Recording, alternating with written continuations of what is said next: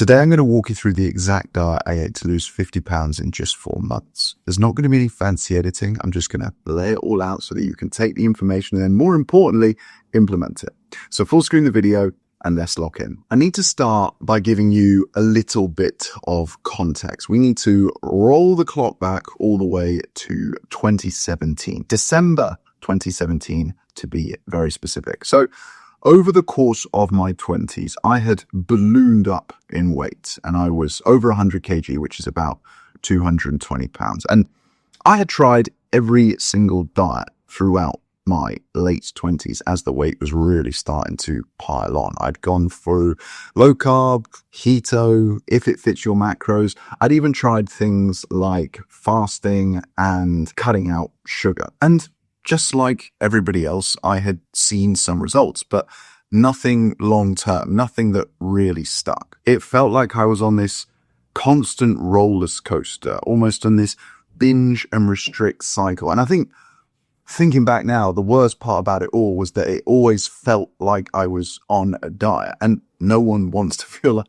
they're on a diet. And I think most worryingly of everything was that even though I was trying all of these diets over an extended period of time, my weight was trending upwards. So I was putting all this effort in, and not only was I not getting the results, it was actually going in the wrong direction. And what was kind of crazy is that this was very unfamiliar for me. I'd actually grown up as the skinny kid. I never really needed to worry about my weight or what I was eating growing up. But then in my 20s, my lifestyle changed pretty drastically. I'd gone into the corporate world, so I was sat down for 10 to 12 hours a day. I was moving a lot less. I was eating way worse. My sleep was worse.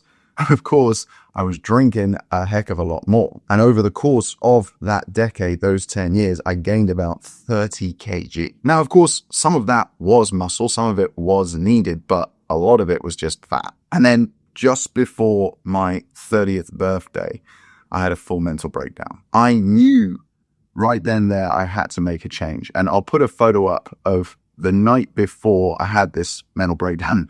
Do not be fooled by the smile. So at first I did what I'd always done. I cut out carbs. I started running every day. I was throwing heavy weight around the gym as much as I could, but there was no plan and there was no structure. And sure enough, within a few weeks, I found myself back in the same position that I'd been in all those years before. Except this time something felt different. I just felt more determined inside me. And I think the turning point for me was when I jumped on one of those fancy scales that you get in gyms. And I think you can buy them for your home now as well, where it tells you what your metabolic age is. Now, of course, these scales aren't 100% accurate, but what blew my mind is that my metabolic age was either 39 or 42 or something like that. I'll put the screenshot on the screen now so you can see for yourself. But either way, it was about 10 years older than my actual biological age. And this scared the shit out of me.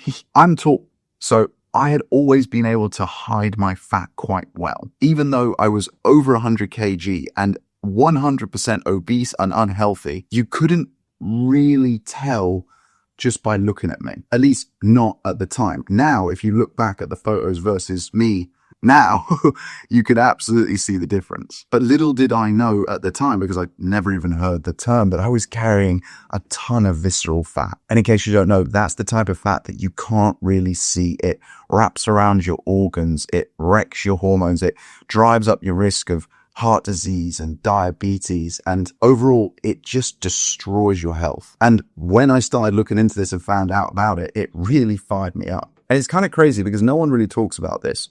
A lot of people aren't fat, so they think, well, I can't be that bad, right? But that's exactly where I was, and my mental health was a wreck. I felt sluggish all of the time. I just didn't want to do everything. Everything felt hard. And I was just like, is this it? Is this life? And that's when I was like, right, I can't keep starting these diets. I have to make a serious change. So I started really doing deep dives into what actually works. And that's when I first came across the calorie deficit. Now, of course, everybody knows about the calorie deficit now, but back then, nearly 8 years ago, which is wild, It was one of the fitness industry's best kept secrets. And at the time I was following a guy called James Smith. I'm sure a lot of you guys have heard of him. And his message really resonated with me. I trusted him. So I thought, well, let's give what he's saying a go and see what happens. But me being me, OCD perfectionist weirdo, I cracked open an Excel spreadsheet and built this crazy formula to help me calculate my maintenance calories, which at the time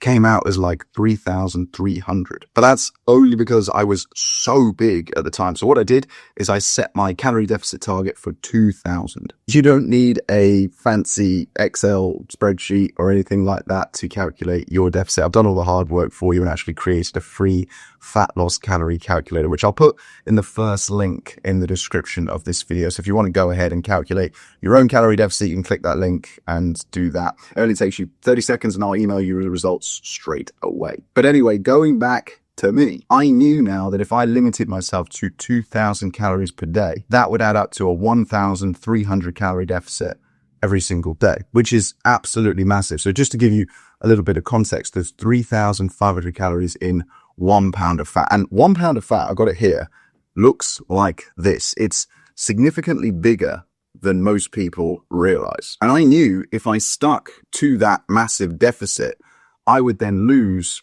give or take, 1.5 to 2 pounds of fat a week. Sorry, no, I've got that maths wrong. I knew if I stuck to that, I would lose 2.5 pounds of fat a week. And that motivated me so much because I'm a very logical thinker and the maths made sense in my head. So I thought, okay, this makes sense on paper, so let's try and apply it. The mistake I made is that I did the typical man thing. I was all about speed. I knew what I wanted and I wanted it now. Typical bloke, right? So I went at it. And the way I did it is I started eating the same breakfast every single day, which funnily enough, 7, nearly 8 years later, I still eat to this day. It's very simple. It's 75 grams of granola, 10 grams of honey, and 200 grams of Greek yogurt. And the real power of switching from the sugary cereals that I'd had before, which are highly processed, was that filled me up throughout the whole morning. Then I'd have a protein bar at about 11 a.m., which did two things for me. It gave me the sense that I was having a chocolate bar, so it satiated my sweet tooth. But at the same time, it was only 200 calories with barely any sugar. And then for lunch, I was either having fish, so tuna, salmon, or prawns, or shrimp, as you guys in the US call it, or some chicken. And I was always having that with a bag of rice, which you could literally just chuck in the microwave for 90 seconds, and a big serving of frozen veg, which again, you just chuck in the microwave for like 4 or 5 minutes. So the only real preparation that I had to do for my food was cook the meat. And a lot of the time, I was getting the meat pre-cooked. So these meals were quick, they were convenient, they were satiating, they were high in protein, they were low in processed food and low in sugar. They ticked a lot of the boxes. But honestly, I think looking back now, the most important of those was twofold. One was that they were quick and easy, they were convenient, and two was that they filled me up. I didn't feel hungry an hour later. Being honest, at the time, I bought into what I now know to be BS, that red meat was bad for you. And so I avoided it at the time, which in hindsight, again, looking back, seems so stupid given what I know now, but we have to live and learn, right? But what I found so powerful about aiming for a set number of calories and of course tracking my calories was that it made me mindfully and consciously aim to eat better food. I didn't want to fail myself. It was a way of holding myself accountable. For me, it wasn't so much about eating less. It was just about eating better. I'd never really struggled with binge eating, which I appreciate a lot of people do. Sure, like everyone, I had used food for comfort, but not to the level that I know a lot of people who have suffered from it. And what's crazy is that as soon as I did what I've just talked you through there, I actually found it pretty difficult to eat more than 2,000 calories a day. And because I was eating a lot of protein and a lot of fiber and drinking a lot of water, I was full all the time. And I didn't really have any cravings. Nowadays, I've expanded my roster of meals, but one of the best things that I did in hindsight, and one of the best pieces of advice I can give you if you want to lose a significant amount of weight in a relatively short space of time, is to do something that I now call food consistency. You don't have to eat the exact same thing every single day because you're just going to blow your brains out, and that's going to be a little bit too monotonous. But the more you can minimize the variety, the easier you're going to find this. As long, of course, as it's good stuff. But then, of course, the other thing that I did, which again, I still do to this day, and I advise all of my clients to do, is I built in snacks and treats that I loved and look forward to. These were either specifically low calorie or low sugar. And I did that purposefully, A, to stay within my calorie range, but B, so that I knew I wasn't spiking my hunger hormones. So for me, it was either a protein bar. At the time, I was alternating between Grenade and Quest, Halo Top ice cream. God, I ate so much Halo Top ice cream. Dark chocolate, that was a good thing I did. I switched from milk chocolate, because I was a massive chocoholic, to dark chocolate. And at first, it tasted horrendous. I'm sure a lot of you guys can resonate with that. But over time, again, this is really powerful to see how adaptive your taste buds are. And to this day, I still have a few squares of dark chocolate every single day. And then another couple that I found really useful was a Fanta Lemon Zero Sugar, because one of the things that had definitely been hindering my progress in the past was that I was like pretty much addicted to full fat Coke. But by the way, it's so funny that people call it full fat Coke, because there's not actually any fat in it. But anyway, that's another story. And there was also another one. It's a company called Pop Chips. I don't know if you can get it in the US, but you certainly can in the UK and Europe. And essentially, these are like low calorie potato chips. I wasn't really drastically changing the fabric of my diet. I was just swapping things in and out. My funny story, I don't actually eat the Halo Top ice cream anymore. But when I was thinking about this video, I thought, wow, it's been years since I've had it. And I think the reason being is that I just ate so damn much of it. But it blew my mind that I could eat ice cream, and not just like a little bit. I was eating half a tub every single day without fail and still lose fat so predictably and so consistently week after week, like clockwork. But having those treats, whatever they were, and I didn't have every single one of them every single day, by the way. I rotated those like I rotated my meals. But having those was so important because it made me feel like I was cheating on my diet every single day. And as a result, there was never really the urge to have like a massive binge. Now, did I mess this up? Did I go off track? Of course I did. I'm a human being. I remember one day in particular, I ordered a bacon double cheeseburger with a side of fries and fried chicken with a full fat Coke, actually. I just went like all in. And this was the first time in 3 months that I'd done this. But what was so crazy, and I still remember the feeling to this day, is how bad I felt for 2 days after. The best way to describe it is that it felt like a really bad hangover. I had never experienced this in food before because I'd never eaten clean long enough to realize how bad my food normally was. And so what I had done in those preceding 2 or 3 months is that I'd reset my taste buds, I'd cleansed my digestive system and all of my intestines of all the toxins and the gunk. And like I say, it really made me take stock and realize just how bad my diet had been. And then it started to make so much sense to me, the reason I'd been feeling the way I had. Because you remember when I said at the beginning that before I started all this, I had low mood, no energy, really low drive, everything just felt hard. Finally, it made sense that it was the food that was one of the main contributing factors to me feeling like that. So that mistake, that cheat meal that I had that one fateful day ended up being a really valuable lesson. That food, the bad stuff, it just wasn't worth having anymore. I think what had happened is my value system had changed. And because I had now got to a point where I knew what it felt like to feel, 9 out of 10, 10 out of 10, I didn't want to feel unhealthy anymore. And I say this to my clients quite a lot, is that once you push through the initial phase, which can be, 2 to 4 weeks, depending on kind of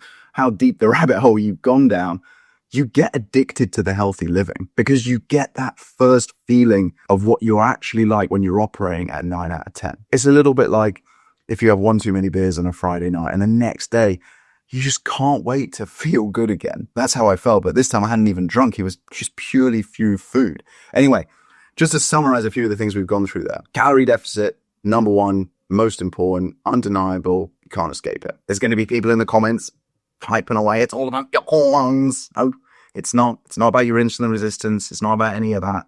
You've got to be in a calorie deficit. And you are a human being. You cannot defy the laws of thermodynamics. One guy the other day said it was a straw man argument. Right. Okay. Good one, mate. Anyway, calorie deficit, number one. Number two is to apologies, that's a bit rude of me, is to build your meals around protein and fiber. Number 3, maybe just as important, number 2, is to drink a ton of water. How much, you might ask? Oh, honestly, just more, because the chances are you're chronically dehydrated. Number 4, whole carbs. You do not want to be going low carb. That's a surefire way in the sort of medium to long term to really crash your energy and your metabolism. And remember, if you've got less energy, you're less likely to get up and actually do stuff. And it's the doing stuff that burns the calories and helps you to build the physique that you want once you've lost the fat. So rice and potatoes, for me, as I said, it was rice because I could just chuck it in a microwave for 90 seconds and I'm lazy. And then number 5 is cheating on your diet every single day with those snacks and treats. Now, of course, that's going to be unique to you, but making sure that they're low calorie or low sugar options. And then number 6 is just accepting that you're going to mess up along the way. Like, fat loss is never a linear, sort of straight line journey. I could pull up, tens of clients' journeys through their sort of weight loss and just show you how it sort of goes like this. But overall, you're looking for that trend line. But to move on to the next point, it's not just about adding new stuff in. It's also about removing some of the stuff that's working against you. Sorry, I need to have a water break. I was needed. Like I say, though, I'm not talking about carbs. I'm not talking about cutting out meals. Funnily enough, if you're someone who wants to be healthy, which I assume you do if you're watching a video like this, then it's very rarely the main meals that are your biggest bugbear. It's normally the bits around the side. And that was another big benefit of tracking what I was eating, for me anyway, was because that you don't realize this before you start. You assume it's the one pizza you're having on a Saturday night that is setting you back. But the reality is, as I've said, you can build these meals in as long as, 80 to 90% of the time you're on track. And again, there is no shame in tracking the bad meals. In fact, there's actually a lot of value in it because you realize that the thing you think is bad isn't actually that bad. More often than not, it's the stuff that's subconsciously holding you back. It's the smoothies that have got more calories than a burger. It's the Frappamocha Wankachinos from Starbucks that have got 500 calories. It's the, 3 tablespoons of olive oil you're cooking all your home-cooked healthy meals in. It's the butter, it's the nuts, it's the peanut butter, it's the alcohol, it's the sugary drinks, or it's the food that has been marketed to you as healthy, but isn't actually healthy. Now, I'm not going to name any names because I don't want to get sued. But again, this is the power of tracking, because all food comes in packaging, and what packaging is marketing. So whether it says healthy or low fat or low sugar or organic or vegan, these things may be true, but it doesn't matter ultimately if it doesn't fit within your calories. And this is actually why when I first start working with my clients, I say to them, don't change anything. I just want you to do a 3-day food audit. I want you to figure out where you're going wrong right now. And this food audit's really powerful because it helps them understand what's been holding them back up to now. It almost overnight helps them to change their value system, because more often than not, they see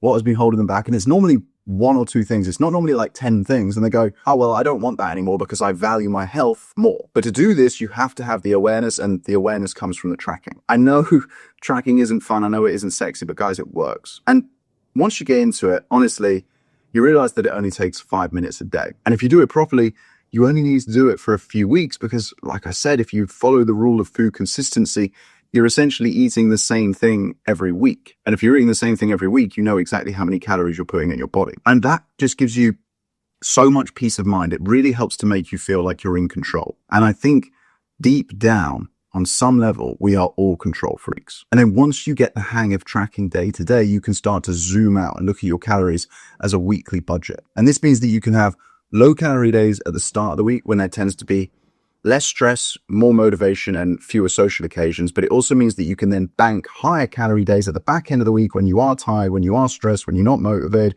and when you want to go out on the piss with your mates. And the beauty of this strategy is that you never need to tell anybody that you're on a diet. And honestly, it never feels like you're on one. A diet is when you are eating with some form of restriction, right? But if you're not cutting out carbs, if you're snacking on treats that you enjoy every single day, if you're able to go out with friends at the weekend and have drinks and food, and you're still able to lose fat like clockwork every single week, then this isn't a diet, it's a lifestyle. And that gives you so much freedom, because you realize that there is no end point, and you can throttle it up or back as and when you want to. But you also have to remember that there are two ways of creating a calorie deficit, because the energy balance equation works a little bit like a seesaw. You have calories in, which we want to bring down, but then you also have calories out, which we want to bring up. And that gap is our calorie deficit. I'm not talking about doing hours of cardio or even working out for 6 days a week in the gym. I'm literally just talking about living a more active lifestyle. I'm talking about getting 8 to 12,000 steps a day. 8 to 12,000 steps a day. I'm talking about taking the stairs instead of the elevator. I'm talking about parking further away in the grocery store car park or the gym. I'm talking about getting outside and playing with your kids. I'm talking about doing a little bit of with your partner, because even if you did train like Arnold Schwarzenegger and go to the gym 6 days a week and spend 2 or even 3 hours there every single session, that would only add up to 12 hours per week. Now there's 168 hours in a week, which means that those gym times only account for 7% of your week. What you do outside of the gym, the lifestyle, is the other 93. So what I recommend you do is load up your phone, look at your average steps. Every single phone has a pedometer built in, and see what you've been doing for the last month. Then what I want you to try and do is add 20% to that number every single week until you hit 10,000 a day. And if you need some motivation to do that, walking 10,000 steps a day will help you burn anything from 3 to 500 calories a day, which at the top end is 3,500 calories a week. And remember, that's how many calories are in one of these. That means all you need to do is eat 500 less calories, move 500 more. You're going to create 1,000 calorie deficit, and you're going to lose 2 pounds of fat every single week, like clockwork. Anyway, we've covered a lot today, guys. We've gone deep. And my advice is this: don't try to do all of this on day one. Start by doing that 3-day food audit we talked about. Get comfortable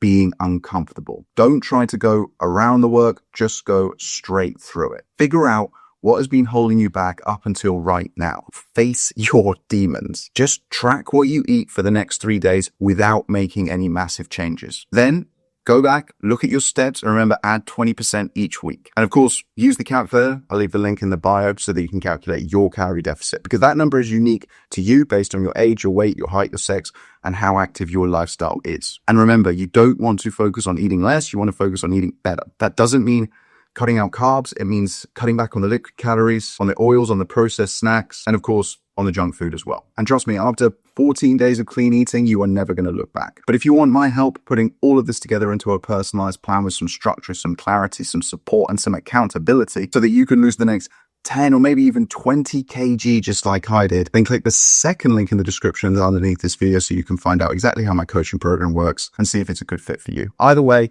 I really hope this video has helped, and I'll see you in the next one.